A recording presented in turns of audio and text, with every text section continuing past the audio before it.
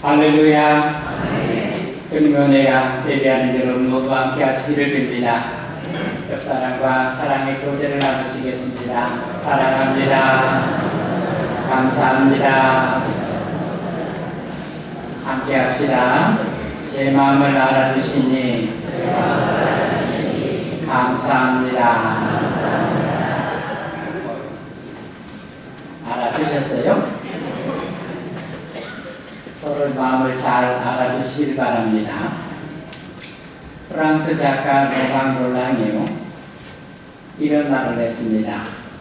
이 세상에서 우리가 가질 수 있는 유일한 행복이 있다면 서로를 이해하며 사랑하는 것뿐이라고 말했습니다. 이 말은 결국 당신이 없으면 내가 행복해질 수 없다는 의미라고 생각합니다. 우리가 사람이 나를 이해해줄 때 내가 행복해지게 됩니다. 누군가 나를 사랑해줄 때 내가 행복해집니다. 마찬가지로 내가 남을 이해하고 사랑할 때도 여전히 그것은 나의 행복이 되는 것입니다. 나 혼자로서는 도저히 행복할 수 없습니다. 누구든지 간에 자신 혼자로서는 행복할 수 없습니다. 당신이 있기 때문에 내가 행복한 것입니다. 또한 당신이 나를 이해해주고 사랑해주는 데서 내가 행복하고 나 또한 누군가를 이해하고 사랑하는 데서 행복을 얻는 것입니다. 인도 출신의 예수의 신부인 앤서니 드 멜로가 이런 우화를 남겼습니다. 남자가 연인의 집을 찾아가 문을 두드렸습니다. 연인이 안에서 누구냐고 물었습니다. 그래서 남자가 나야 나 하고 대답을 했습니다. 그러자 여자는 돌아가라. 이 집은 너와 나를 들여놓는 집이 아니다 하면서 문을 열어주지 않았습니다. 남자는 그곳을 떠나 광야로 가서 10달 동안 연인의 말을 곰곰이 생각했습니다. 그리고는 다시 돌아와서 문을 두드렸습니다. 연인이 다시 누구세요? 하고 물었습니다. 그러자 남자는 이번에는 너야 너라고 대답했습니다. 그러자 금방 문이 열렸습니다. 앤서니 드 멜로가 남긴 이 말은 얘기는 우리에게 나와 다른 상대방의 존재에 대한 생각을 하게 합니다. 우리는 너와 나를 구별하며 살아갑니다. 그러나 참된 사랑은 너와 나의 구별이 없는 것입니다. 그게 사랑이라는 것입니다. 여러분의 집안에 사람을 들여놓습니다. 그 사람은 여러분이 사랑하는 사람입니다. 여러분의 가족을 여러분이 사랑하기 때문에 집안에 들여놓죠. 또한 누군가 이웃이 들어올 때도 사랑하는 기 때문에 그러는 것입니다. 여러분이 받아들이고 용납하고 사랑하지 않으면 누구도 여러분 집안에 들어올 수 없습니다. 특히 여러분의 마음 안에는 더욱 그렇습니다. 누군가 내 마음에 들어오는 것은 사랑하기 때문에 그런 것입니다. 우리가 사람을 참으로 이해하면 사랑하지 않을 수 없는 것입니다. 그때에는 너와 나의 구별이 사라지게 되는 것입니다. 어느 목사님이 연말에 성도들과 함께 여러 성도들과 연듯이 같이 식사를 하는데 식사 중에 여집사 한 분이 이렇게 말했습니다. 나는 도저히 목사님이 이해가 안 가요. 한번 말하면 괜찮는데 여럿이 있는데 계속 몇 번을 반복해서 말하는 것입니다. 그러니까 함께 식사하던 다른 성도들이 좀 멋쩍어졌어요. 목사님하고 기분 좋게 식사를 하는데 도저히 목사님 이해가 안 가요 하니까 조금 분위기가 어색해진 것입니다.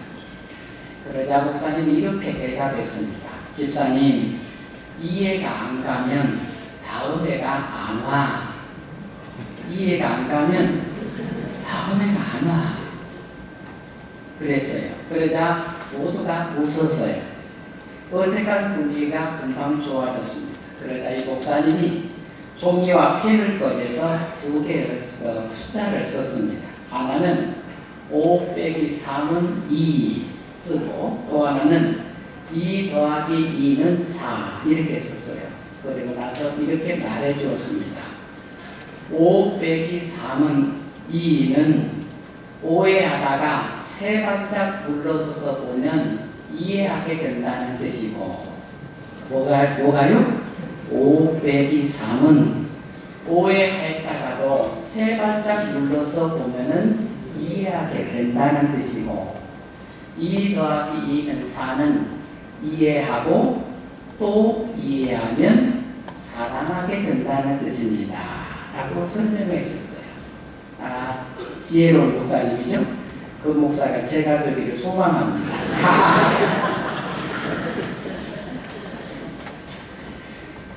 여러분, 오늘 여러분과 함께 주님의 말씀으로 사람을 이해하는 것에 관해서 함께 주제를 삼아 나누고자 합니다. 함께 나누면서 우리가 사람을 이해하는 마음이 더욱 커가기를 주의 이름으로 축원합니다. 한번 따라서 합시다. 사람을 이해하는 안목을 가집시다. 여러분, 이 안목은 사람을 이해하는 어떤 마음 또는 의지 또는 생각 여러 그렇게 바꿔도 됩니다. 사람을 이해하는 눈, 그런 마음 또는 여유 또는 정신, 그것이 무엇이든지 우리가 사람을 이해하는 폭이 넓어지기를 주님으로 축복합니다. 조셉 바커라는 유명한 설교자가 있었습니다. 그는 설교자를 위한 강연에서 이렇게 말했습니다. 설교자들을 앉혀놓고 그 설교자에게 강연을 한 것입니다. 고통하는 사람에게 설교하라. 교회 의자 하나하나에는 부서진 마음들이 앉아있다. 주일날 교회에 와서 반듯하게 앉아있죠. 여러분, 몸 잘 준비하고 깨끗하게 해서 교회 의자에 앉아있어요. 그런데 교회 의자에 앉아있는 사람 한 사람 한 사람이 다 부서진 마음으로 앉아있다. 그 부서진 마음들을 위해서 설교하라. 이렇게 말한 것입니다. 설교자들은 자신의 회중들이 이렇게 상처와 아픔을 가지고 와 있다는 사실을 인식하고 그런 사람의 깊은 아픔은 그 고통을 치유하기 위해서 설교해야 한다는 말입니다. 이 말은 모든 설교자들에게 중요한 도전입니다. 부서진 마음으로 교회에 와서 눈 감고 앉아있는 성도들에게 목회자는 무엇을 설교해야 하는가, 그런 도전이 되겠습니다. 어떤 사람들은 큰 슬픔을 갖고 있습니다. 어떤 사람들은 마음에 분노가 있습니다. 어떤 사람은 좌절된 욕망으로 아파하고 있습니다. 어떤 사람들은 죄의 문제로 힘들어하고 있습니다. 어떤 사람들은 인간관계가 깨어져서 괴로워하고 있습니다. 크면 큰 대로, 작으면 작은 대로 사람들은 다 자기의 부서진 마음을 갖고 하나님 앞에 앉아있는 것입니다. 오인숙이란 작가가 쓴 글입니다. 어느 젊은이가 작은 실수를 저질렀습니다. 그래서 마을 사람들의 비난을 받게 되었습니다. 그런데 그 실수에 대한 소문이 참 이게 자꾸 소문이 눈덩이처럼 커지기 시작했습니다. 그러자 마을 사람들이 그에게 달려가서 비난의 돌멩이를 던지기 시작했습니다. 그러나 그 젊은이는 마음을 굳게 먹고 이 비난을 견디어내고 있었습니다. 언젠가는 사람들이 자신이 한 이 작은 실수를 용서해 줄 것이라고 믿고 시간이 지나면 이 비난이 줄어들 것이라고 믿고 기다렸습니다. 그런데 그런 가운데 그 젊은이가 정말로 믿고 신뢰하는 스승이 지나가게 되었습니다. 이 스승이 마을 사람들의 눈을 의식해서 다른 사람들이 다 그를 비난하고 비난의 돌멩이를 던지니까 이 스승이 자기도 작은 것이라도 사람들의 눈 때문에 작은 것이라도 표현한다고 생각했습니다. 그래서 장미꽃 나중을 딱 꺾어가지고 이 장미꽃을 이 비난받는 청년에게 던졌습니다. 그러자 이 사람들의 수많은 사람들의 돌멩이를 비난의 골뱅이를 맞아도 끄떡없던 이 젊은이가 스승이 던지는 장미꽃을 맞고 퍽 쓰러지고 말았습니다. 여러분 객관적으로 볼 때 장미꽃은요, 그거 맞아서 쓰러질 일이 없습니다. 그런데 그 장미꽃 한 송이에 쓰러졌다는 것은 이해가 되지 않는 것입니다. 그런데 그 이야기는 이런 얘기입니다. 이 글에서 말하고자 하는 주제죠. 가장 사람이 받는 가장 깊은 상처는 사랑했던 사람이 준 상처라는 뜻입니다. 사람이 받는 상처, 그것은 사랑했던 사람으로부터 받은 상처가 가장 큰 것입니다. 그러니 다른 사람들이 아무리 큰 돌멩이를 던져도 끝도 없이 버티다가도 자기가 믿고 의지하던 스승이 장미꽃 하나를 던지니까 푹 쓰러지는 것입니다. 사람은 사랑하는 사람으로부터 받은 상처가 제일 큰 법, 그리고 오래가는 것입니다. 그래서 남편이나 아내, 부모나 자식으로부터 받은 상처가 인간의 가장 깊은 내면의 아픔을 주는 상처가 되는 것입니다. 그러니 여러분께서는 누구보다도 가족을 더 사랑해야 된다는 것을 진리로 받으시기를 축원합니다. 어리석은 사람들, 가족을 함부로 해도 되는 것처럼 생각합니다. 어리석은 것입니다. 남들에게는 아무렇게나 해도 가족은 아무렇게나 해서 안 됩니다. 그런데 남들에게는 공손한 사람, 기만하는 도덕을 가족에게 함부로 합니다. 이것은요, 가족이 영혼의 상처를 받는 것입니다. 그러니 여러분이 다른 사람에게도 공손할 뿐더러 여러분의 자녀들, 여러분의 가족들을 상처 주는 일이 없이 사랑하기를 주의 이름으로 축원합니다. 사람이 한 사람을 이해한다는 것, 말처럼 쉬운 일이 아닙니다. 우리는 사람을 이해하는 것 같지만 이해하지 못하는 게 너무 많습니다. 그래서 사람을 다 알고 나서 이해하려는 것은 불가능한 것입니다. 그 사람을 속속들이 다 알고 나서 그리고 나서 이해하자, 이것은 불가능한 것입니다. 그래서 저는 이 말이 진리라고 생각합니다. 한번 따라서 해볼까요? 우리는 사람을 완전히 이해할 수는 없지만 완전히 사랑할 수는 있다. 여러분 이 말이 진리라고 생각해요. 누가 누구를 완전히 이해하겠어요? 같이 산다고 이해가 됩니까? 열길 물속은 하나, 한길 사람 속은 모른다고 했습니다. 사람은 사람을 다 이해할 수 없습니다. 그러니 이해하고 사랑하려는 것은 사랑을 못하는 것입니다. 완전히 사랑할 때 우리는 완전히 이해하게 된다는 것을 우리가 믿음으로 받기를 바랍니다. 이해하려면 사랑해야 하는 것입니다. 사랑하지 않고서는 아무것도 이해할 수 없습니다. 사람을 돌보기를 원하는 사람은 사람의 이해하는 안목을 가져야 합니다. 교회와 성도들, 이 세상에서 사람을 돌보기 위해서 하나님 세상에 있는 것입니다. 교회가 왜 있습니까? 교회가 무엇 때문에 있는 거예요? 성도가 무엇 때문에 있는 것입니까? 사람을 돌보기 위해서 있는 것입니다. 그러니 교회와 성도들은 사람을 돌보기를 할 때 사랑의 능력, 이해하는 능력이 있어야 될 줄로 믿는 것입니다. 여러분 마음에 사랑을 가지고 누구도 이해할 수 있는 마음이 있기를 주 이름으로 축복합니다. 한번 더 따라서 합니다. 우리는 사랑 농사 짓는 농부입니다. 어느 날 예수님께서 바닷가에서 사람들에게 가르치셨어요. 주님은 여러 가지 비유를 쭉 가르치셨어요. 그 중에 오늘 씨 뿌리는 비유도 있습니다. 여러분 들어보시오. 씨 뿌리는 사람이 씨를 뿌리러 나갔습니다.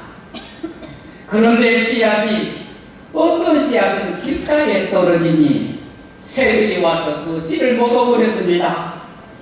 어떤 씨는 돌밭에 떨어지니 싹이 나지만 해가 뜨니 싹이 말라버렸습니다. 어떤 씨는 가시덤불에 떨어졌습니다. 씨앗이 싹이 나서 자랐지만 가수 기운을 나가서 결실하지 못하고 말았습니다. 그런데 어떤 씨앗들이 좋은 땅에 떨어져 싹이 나고 자라서 무성하게 결실했습니다. 30배, 60배, 100배의 결실을 거두었습니다. 나중에 제자들이 조용할 때 물었어요. 주님, 그 표가 무슨 뜻입니까? 그랬더니 주님께서 씨를 뿌리는 것은 말씀을 뿌리는 것이고 같은 사람의 마음을 가리키는 것이다 하셨습니다. 하나님의 말씀을 받는 사람의 마음이 길가와 돌밭과 가시덤불과 좋은 땅이 있는데 결실하는 것은 좋은 땅에 떨어진 씨앗이라고 말씀하신 것입니다. 주님은 농사 짓는 것을 비유로 해서 이 말씀을 가르치신 것입니다. 씨 뿌리는 사람은 농부입니다. 그런데 여러분, 어느 농부건 간에 함부로 씨를 뿌리는 사람은 없습니다. 그것은 여러분을 보아서도 분명히 알 수 있습니다. 이제 씨 뿌리는 계절이 왔어요. 여러분이 씨 뿌리는 것을 생각해 보세요. 여러분, 농사 짓기 위해서 여러분 모짜리를 만듭니다. 모짜리를 함부로 만듭니까? 어느 걸 가져다가 겹씨와 섞어서 모짜리를 만듭니다. 고추씨도 그렇게 합니다. 하다못해 꽃밭에 뿌리는 작은 씨앗들도 여러분 아무렇게나 뿌리지 않습니다. 어느 농부가 길가에 씨를 뿌리는 사람이 있으면 그 씨를 돌밭에 뿌리는 사람이 있으면 가시덤불에 씨를 던지는 사람이 있습니까? 씨 뿌리는 농부는 누구나 먼저 씨를 뿌리기 전에 밭을 준비하는 것입니다. 벼를 심기를 원하는 농부는 모짜리부터 준비하는 것입니다. 그래서 씨를 뿌리는 자가 나가서 씨를 뿌리는데 길가에 떨어지고 돌밭에 떨어지고 가시덤불에 떨어지고 좋은 땅에 떨어졌다는 말씀은 왜 주께서 이렇게 말씀하셨을까? 그 말씀의 뜻을 생각하게 하는 것입니다. 여러분 중에 누구도 씨앗이 길가에 떨어지도록 돌밭에 떨어지도록 가시덤불에 떨어지도록 그렇게 씨를 뿌리지 않기 때문에 주님이 왜 이렇게 말씀하셨을까 생각하는 것입니다. 그것은 농부는 씨를 뿌리기 전에 밭을 먼저 만든다는 것이 진리이기 때문에 그렇습니다. 농부는 씨를 뿌리기 전에 밭을 만드는 것입니다. 예수님께서 제자들을 부르실 때 이렇게 말씀하셨습니다. 마태복음 4장 19절 그리고 마가복음 1장 17절 나를 따라오너라 내가 너희로 사람을 낳는 어부가 되게 하겠다. 이 말씀을 듣고 따라 나선 사람들은 모두 다 하는 일이 어부였습니다. 주님께서 이 말씀을 오늘 산산에 사는 여러분 농부들에게 말씀하신다면 주님은 여러분에게 이렇게 말씀하실 것입니다. 나를 따라오너라 내가 너희를 사람 농사 짓는 농부가 되게 하겠다. 아멘 했으면 좋겠습니다. 주님께서 한 산에 오셔서 말씀하실 때 농부인 여러분에게 주께서 말씀하실 때 나를 따라오너라 내가 너희를 사람 농사 짓는 농부가 되게 하겠다. 주님은 분명히 그렇게 말씀하셨을 것입니다. 그래서 주님은 여러분에게 농부가 밭을 보는 눈으로 사람 보기를 원하시는 것입니다. 농부로서 밭을 보는 안목을 가지고 우리가 사람을 그렇게 보고 사람의 마음을 그렇게 보기를 원하신다는 것입니다. 농부가 씨를 뿌리는 마음으로 여러분이 사람을 이해하기를 원하시는 것입니다.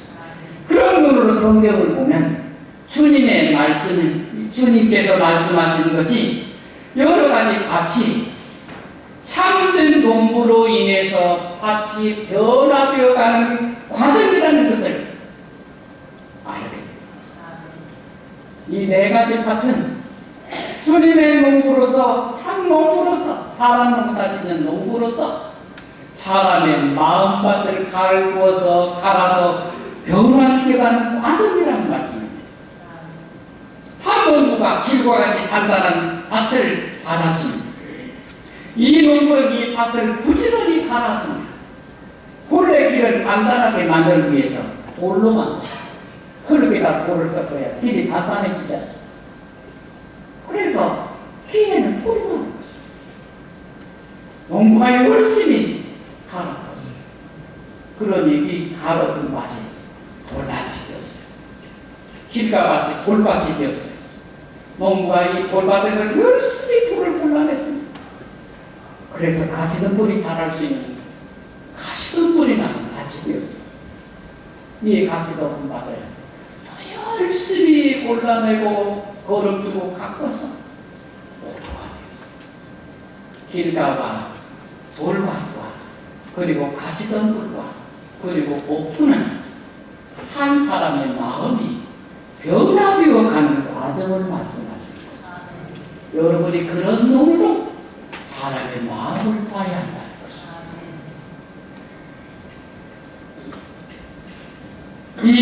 그래서 30대, 60대, 100대의 결실을 거두게 되는 것입니다. 이 결실은 길가를 돌밭으로, 돌밭을 가시덤불로, 가시덤불을 옥토로 가꾸기 위해서 노력한 농부에게 주시는 하나님의 보상이 되는 것입니다. 이 기쁨은 농부인 여러분만이 알 수 있는 기쁨입니다. 농부는 결코 밭을 타받지 않습니다. 있는 게 감사합니다. 그렇지 않습니까? 어느 농부가 밭을 탓합니까? 있는 게 감사합니다. 참된 농부라면 결코 밭을 탓하지 않습니다. 농부는 밭이 변화해가는 과정을 알고 있습니다. 아무리 험한 땅이라도 갈아엎어서 가꾸면 옥토로 바뀌었다는 사실을 농부는 다 알고 있습니다. 아무리 나쁜 땅, 농부의 수고는 그 밭을 옥토로 만들 수 있는 것입니다. 주님은 사람의 마음을 밭으로 비유하셨습니다. 길가와 같은 마음을 가진 사람은 그 마음이 사탄의 유혹을 자주 받는다고 했습니다. 새벽에 와서 먹어보래. 사탄의 유혹을 많이 받습니다. 돌밭과 같은 마음을 가진 사람은 환난과 핍박에 약하다고 하셨습니다. 가시덤불과 같은 마음을 가진 사람은 세상의 염려, 재기의 유혹, 그리고 욕심에 약하다고 하셨습니다. 가시덤불이 많아, 마음에. 욕심이 자꾸 많아. 주님의 이 말씀은 농부가 땅을 알듯이 사람 농사를 지을 여러분이 사람을 알아야 한다고 말씀하시는 것입니다. 그 사람의 마음이 어떤지 알고, 그런데 그 사람을 그래 하고 버리는 것이 아니라 그 사람의 마음을 알고 그 마음을 가꾸기 위해서 어떻게 보존하고 어떻게 일해야 할 것을, 그것을 생각하는 농부가 되어야 된다는 것입니다. 사람 농사꾼인 여러분은 사람을 이해해야 합니다. 농부로서 여러분이 문전옥답을 밀고 가는 과정처럼 한 사람의 마음밭을 옥토로 만들어가는 과정이 없이는 여러분에게 결코 영혼을 구원하는 기쁨이 주어지지는 않을 것입니다. 여러분은 환난과 핍박에 자주 넘어진 사람들의 마음에서 불필요한 것들을 골라내야 합니다. 여러분은 세상의 염려와 재리의 유혹 그리고 욕심에 치우쳐 있는 사람들의 마음을 붙잡아 주어야 합니다. 농부가 밭을 탓하지 않고 땀 흘리는 수고를 아끼지 않는 것처럼 여러분이 사람 농사짓는 농부로서 사람을 이해하고 참 인간으로 변화시켜가려는 노력을 기울여서는 안 되는 것입니다. 여러분이 아는 것이 있습니다. 농부로서 여러분들은 아무리 좋은 옥토라 하더라도 땅이라는 것은 돌보지 않으면 금방 가시덤불이 난다는 것을 알고 있습니다. 땅은요, 묵혀두면 가시덤불이 나는 것입니다. 그리고 이 가시덤불은 금방 돌밭이 됩니다. 그리고 돌밭은 사람들이 지나다녀서 길가가 되는 것입니다. 그렇듯이 우리가 사람을 돌보지 않으면 사람들은 가시덤불에 막혀서 성장하지 못하게 되고 돌밭에서 햇빛에 다 죽게 되고 길가에서 사탄에게 먹히게 된다는 것입니다. 우리가 더불어 살아가는 우리 이웃들의 마음을 하나님의 사람 농사짓는 일꾼으로서 우리가 사람을 그렇게 돌봐야 된다는 것을 말씀하시는 것입니다. 미국에서 남북전쟁이 한참 일어날 때 일이었습니다. 링컨 대통령이 전쟁으로 부상 입은 환자들이 입원해 있는 병원을 방문했습니다. 교만한 병원장이 대통령 앞에서 자신이 어떻게 얼마나 이렇게 우술이 좋아서 사람을 살리는지 말했습니다. 우리의 의술이 워낙 뛰어났기 때문에 많은 부상꾼들의 생명을 구할 수 있었습니다. 대통령 앞에서 자기를 그렇게 과시하며 얘기를 했습니다. 그런데 한 군의관이 숨을 헐떡이며 달려와서 병원장한테 보고를 했습니다. 원장님, 며칠 전에 우리가 성공적으로 수술을 해서 살려놓은 한 병사가 방금 옥상에서 뛰어내려 자살을 했습니다. 우리가 그렇게 노력을 해서 수술해서 살려놓은 병사가 방금 옥상에서 뛰어내려 자살을 했습니다. 그러다 링컨 대통령이 병원장을 바라보며 이렇게 말했다고 합니다. 의술만으로는 사람의 병을 고칠 수 없습니다. 온전한 의술은 사람의 마음까지 함께 치료할 수 있어야 합니다. 마음을 치료하는 치료의 양약은 신앙심입니다. 사람의 마음을 치료하는 최고의 양약은 믿음인 것입니다. 여러분, 사람은 영적인 존재입니다. 작은 것에도 마음의 상처를 입는 그런 존재. 어린이가 울 때는 바늘을 찾으라는 옛말이 있습니다. 어린이가 울 때는 바늘을 찾아보래요. 예전에는 집에서 바느질을 많이 했죠. 이불을 깨매다가 옷을 깨매다가 엄마가 다른 집에 있어서 나갔다가 바늘이 어디 뒀는지 잊어버렸죠. 아이를 누웠는데 아이가 이유 없이 자꾸 꼼짝 울어. 그럴 때 이불을 찾아보고 바늘을 찾아보는 거예요. 세심하게 아이가 아파하는 뭐가 있는지 세심하게 바늘을 찾아보는 것입니다. 이불에 붙어있는 바늘이 아이를 찌르고 있을지 모르니 아이가 올 때 바늘을 찾아보라. 사랑하는 여러분, 세상에는 울고 싶은 사람이 많이 있습니다. 누군가 조금만 만져주면 체면 불구하고 대성 보고 갖고 싶은 사람이 많습니다. 누군가 내 마음을 조금만 만져주면 울고 싶은 그런 사람이 많아요. 힘들게 붙잡고 있는 사람을 포기해버리고 싶은 사람들이 있는 것입니다. 이유 없이 남을 욕하고 다니는 사람들도 있습니다. 그런데 이유가 없는 게 아니라 그렇게 할 수밖에 없는 이유가 있는 것입니다. 사람을 배반하는 사람들이 있습니다. 그것이 나쁜 행동이지만 그렇게 할 수밖에 없는 이유가 있을 것입니다. 눈을 자꾸 깜빡거리는 사람도 그 이유가 있는 것입니다. 다리를 자꾸 떠는 사람 또는 이유가 있는 것입니다. 신호등을 자꾸 위반하는 사람도 이유가 있을 것입니다. 목소리가 큰 사람도 목소리가 큰 이유가 있을 것입니다. 그래서 사람들은 이유 없는 무덤이 없다 했습니다. 어쩌면 여러분은 남을 이해하기 전에 여러분 자신을 이해해 주기를 바랄지도 모릅니다. 여러분이 누군가를 사랑하기 전에 여러분 자신들이 먼저 사랑을 받아야 할지도 모릅니다. 성령께서 여러분을 어루만져 주시기를 주의 이름으로 축원합니다. 여러분의 마음을 성령께서 부드럽게 하시고 성령께서 따뜻하고 온유하게 품어주셔서 하나님 안에서 여러분의 마음에 넘치는 위로를 받기를 주의 이름으로 축원합니다. 기도드리겠습니다. 하나님 아버지,